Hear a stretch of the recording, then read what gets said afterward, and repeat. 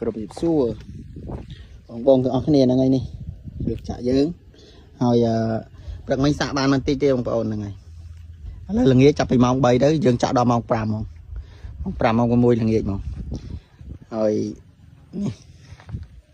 នេះសមាជិកថ្មីចូលផ្ទះ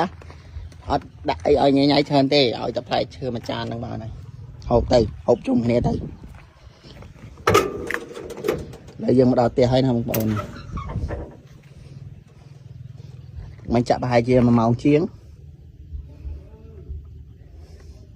ហើយ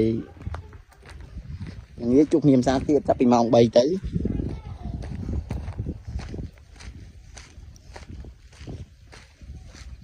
នេះស្នាដៃមេពិធីអែមពិតជាអែមខ្លាំងទូចតែតាន់